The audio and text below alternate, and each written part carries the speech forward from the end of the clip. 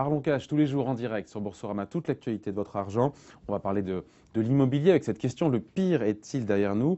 La question se pose, on est en fin d'année 2015, c'est l'occasion de dresser un petit bilan et puis aussi de s'interroger sur les perspectives 2016 en compagnie d'Olivier Marin. Bonjour. Bonjour. Rédacteur en chef d'Explorimo au Figaro. 2015, est-ce qu'on peut dire que c'est l'année de la reprise des transactions? Ça, c'est une évidence. Les transactions... On est en fait dans une phase de reprise. Elle est encore fragile. Pas d'optimisme BA. Non, pas d'optimisme BA. On peut dire qu'en tout cas 2015, c'est vraiment l'année du rebond, effectivement. Rebond de l'activité, rebond des transactions. On vient de loin quand même. Voilà. 2014, on était à 600 000 ventes à peu près. Et là, les notaires ont livré il y a quelques jours leur note de conjoncture. On va dépasser les 750 000 ventes cette année. Ce qui est plus haut, on était à 850 000. On était à 850 000, c'était en 2005, absolument. Ouais, et donc là, c'est bien. Donc ça veut dire que le marché est reparti, soutenu par essentiellement deux facteurs. En fait, le facteur évidemment de la baisse des prix depuis 2-3 ans. Les prix avaient tendance à baisser.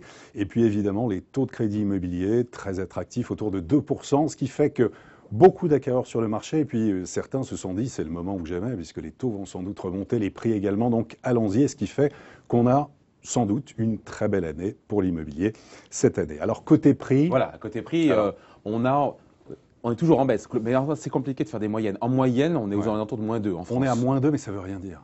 Ça ne veut rien dire du tout. -2% au niveau national, ça ne veut rien dire. En fait, on est dans le rouge quand même, on est comme dans le rouge. Sur les grandes villes, on est plutôt sur une stabilisation. En fait, ça se stabilise à Toulouse, à Strasbourg, Bordeaux, Lyon et Paris, avec des prix qui restent élevés. Dès lors qu'on s'éloigne un petit peu des métropoles économiques attractives, là, ça baisse. Et puis alors, dès qu'on est sur les zones rurales ou à la campagne, alors là, il y a un effondrement des prix absolument hallucinant depuis 2-3 ans. Alors, de l'ordre, ça peut aller jusqu'à 40%. Exemple, le Perche, qui était très à la mode il y a quelques années. On va avec des amis, on va acheter sa résidence secondaire, 170 km de Paris dans le Perche. Bellem, Mortagne, le Golfe, la Forêt. On a actuellement des maisons 80 000 euros, 90 000 euros. Enfin voilà, il y a ces secteurs-là. Pourquoi pas? Pourquoi pas? Absolument, ça peut être une opportunité. Et puis, il y a des écarts absolument énormes entre les villes. Là, les notaires ont donné des exemples. Pour 150 000 euros, qu'est-ce qu'on a aujourd'hui? On a un appartement de 2 pièces à Lyon. On a un 3 pièces à Nantes. Ou on a une maison de 5 pièces à La Roche-sur-Yon. Pour 250 000 euros, vous avez quoi aujourd'hui? Vous avez un studio à Paris dans le 4e ou une maison de 5 pièces à Toulouse. Voilà, après, c'est un choix de vie. Bon, et justement, puisqu'on parle de Paris, à Paris... comment ça évolue en termes de transactions, en termes de prix? Alors, ça repart. Quand on écoute les agents, tout va très bien. Tout va bien, mais vous connaissez des agents qui... Enfin, si, il y a eu quand même une période où ils disaient que ça allait un petit peu moins bien, mais ils ont retrouvé l'optimisme. Les prix à Paris se maintiennent, voire augmentent très légèrement. On est juste au-dessus de la barre symbolique des 8 000 euros par mètre carré pour un logement ancien à Paris. Avec évidemment de fortes disparités, on a 4 arrondissements au-dessus des 11 000 euros par mètre carré. Premier, 4e, 6e, 7e arrondissement, et à l'opposé, le moins cher, c'est le 19e. On est à 6 500 euros par mètre carré, ce qui fait un écart, c'est le double entre ces arrondissements. Il y a un impact des attentats ou c'est un petit peu tôt pour en parler à Paris? Alors, c'est un peu tôt pour en parler. Par contre, pour ce qui est de la clientèle franco-française, par contre, pour la clientèle étrangère, oui, absolument. Des promesses de vente ont été annulées, des négociations ont été annulées, des voyages annulés.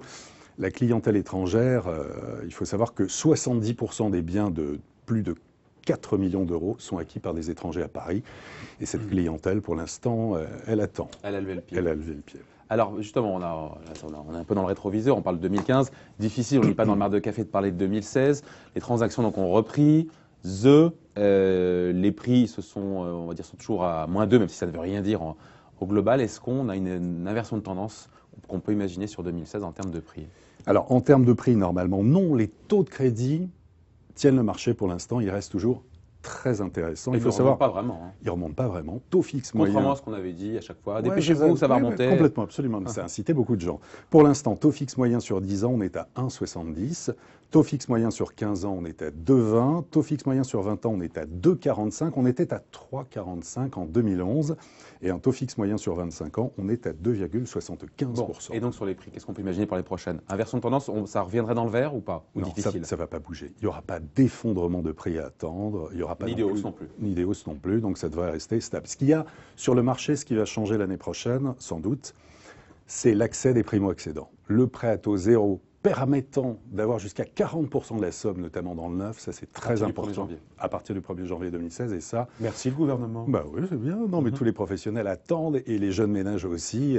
Voilà. Les banques continuent de prêter, les taux de crédit sont intéressants, et là, le prêt à taux zéro dans le neuf, il faut peut-être y aller.